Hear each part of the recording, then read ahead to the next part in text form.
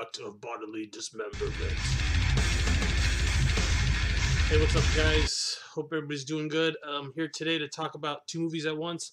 It's going to be the original Evil Dead, 1981, and of course, unless you've been under a rock, you know they're coming out with a second one, remake actually, The Evil Dead. It's going to come out next year, I think in March, minus Ash. So do a video wrapping the two things kind of together. I really love the trailer for the remake. I was surprised it looked so good. It looks really creepy, but I'll get to that more later in the video.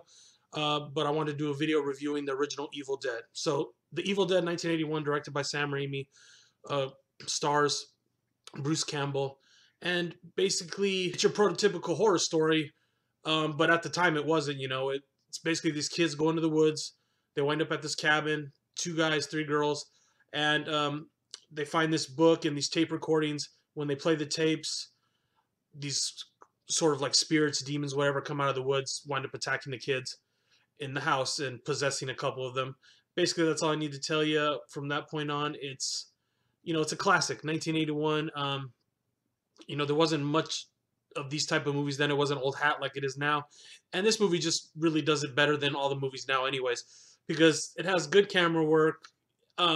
It's scary, but at the same time, it takes it just over the line into the cheesiness, but it doesn't stay there for too long. Just cheesy enough to be funny and good. But at the core, still a good horror story. Plenty of blood, plenty of guts. One of the things, if you read some of the other reviews, they talk about a lot is the camera work. So I watched it twice before the review, the second time to see how the camera work is.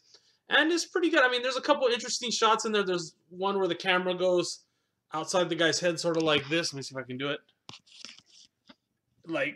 I like that shot. That was probably one of the coolest shots. I noticed that before I was reading the things.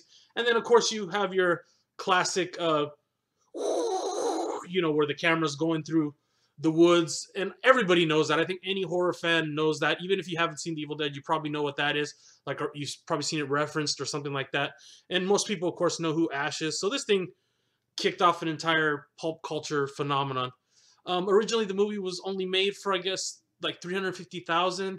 It's made over like $26 million. From the day one it came out, I guess it was getting good reviews. And it's good. I can see why. I mean, it's good horror story at the core, takes it into the cheesiness. It's pretty funny. The good camera work, and he does set up a creepy environment, and there's some stuff that's scary about this movie.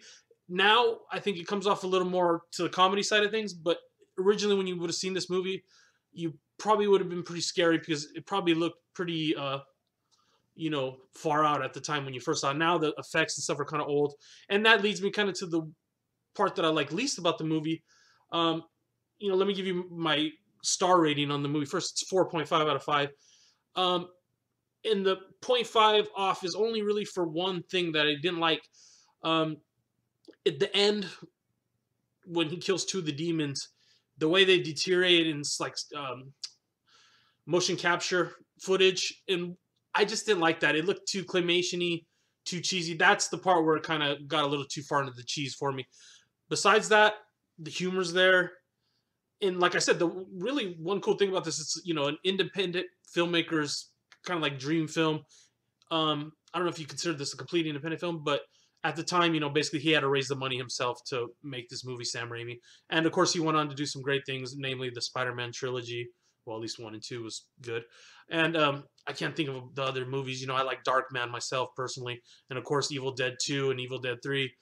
3's Army of Darkness. But Evil Dead 2 is more like a comedy. And the third one's kind of like its own movie. So, there's been video games, the works, comic books, all this stuff based on this original movie. And, there's a reason it's popular. It's a good movie. I mean, it's a good horror movie. There's, blood and guts. There's action. There's crazy haunting stuff. You name it, you got it in this film. So that brings me to the remake at the 5-minute mark of this video, which is going to be way too long. The remake made me go watch, the original one again. I had seen it a couple times.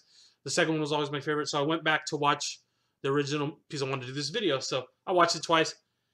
And it's really good, but let me tell you, it's the first thing I saw when I watched the trailer for the remake is I said to myself, first of all, it looks good. Second was, it looks like they updated the cinematography a little bit. It looks more like a modern movie.